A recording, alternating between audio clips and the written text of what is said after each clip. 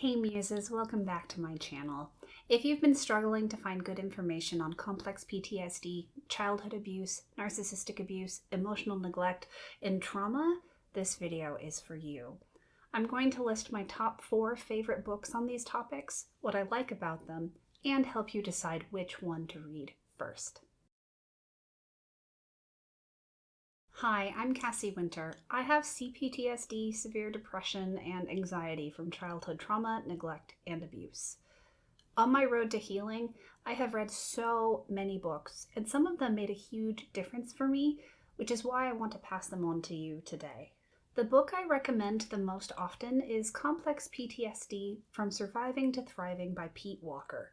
Of all the books that I've read on trauma, it is my favorite because it's chock full of information, is easy to understand, and is so validating. I saw so much of myself in this book, in the descriptions and stories, and it helped me stop beating myself up and start healing. I recommend that anyone who wants to learn more about complex trauma, which is also sometimes referred to as chronic trauma, read this book, especially if you're just starting to learn about this topic and aren't quite sure if what you've experienced qualifies as complex trauma. The rest of the books I'm going to recommend aren't in any particular order.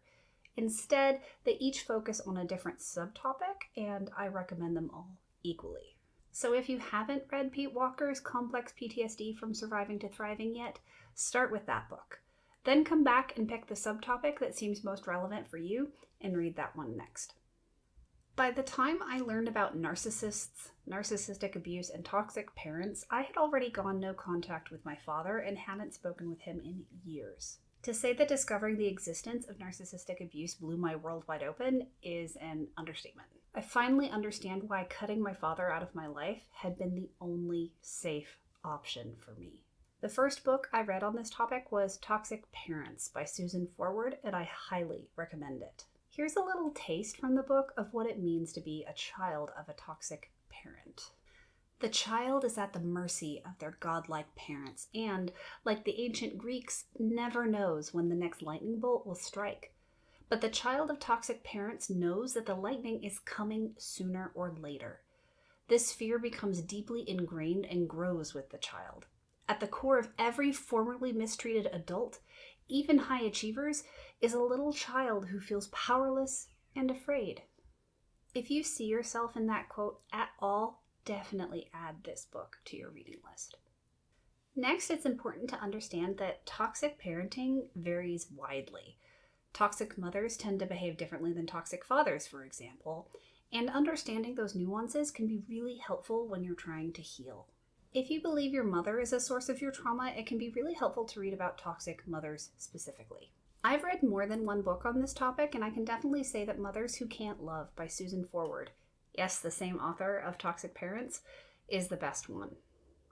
By the way, I've linked to all of these books in the description box below. Let me know in the comments which one you're most interested in reading and why. Once you've fallen down the rabbit hole that is researching trauma, you'll likely discover different theories such as polyvagal theory and attachment theory that can help you understand your experience even more. I currently don't have a book yet to recommend for polyvagal theory, as the one I have read, The Pocket Guide to Polyvagal Theory by Stephen W. Porges, was dense, dull, at times difficult to understand, and not very applicable without a therapist trained in that theory. I do, however, have a book that I highly recommend for attachment theory, and it's the 4th and final book on the list. The Power of Attachment by Diane Poole Heller is an excellent book that I highly recommend. Attachment theory takes the concept of fight, flight, freeze, or fawn, which Pete Walker talks a lot about in his book, and expands upon it. It shows how our relationships with our parents when we were children can affect how we behave in relationships today as adults. Do you tend to sabotage relationships to avoid intimacy? Do you tend to end up in relationships with emotionally unavailable people? Do you find yourself in abusive relationships often? Do you tend to be clingy in your relationships? Do you vacillate from needy to avoidant and back again in your relationships? Attachment theory helps us understand why we behave the way we do in our adult relationships. The Power of Attachment by Diane Poole Heller is an excellent resource for not only learning more about attachment theory, but it also has lots of exercises to help you heal your attachment wounds. I highly recommend it. So those are the top 4 books I recommend for those starting to learn about complex trauma. Here they are again. 1. Complex PTSD from Surviving to Thriving by Pete Walker. 2. Toxic Parents by Susan Forward. 3. Mothers Who Can't Love by Susan Forward, again. And 4. The Power of Attachment by Diane Poole Heller. If you've spent any amount of time researching trauma, however, you may be wondering, Cassie, what about The Body Keeps the Score? The Body Keeps the Score by Bessel van der Kolk is a book that gets recommended a lot. I, however, do not recommend it, particularly if you've never read a book about trauma before. While I wholeheartedly agree with the premise that The Body Keeps the Score and think it's an excellent book, Bessel van der Kolk's book focuses more on PTSD than CPTSD.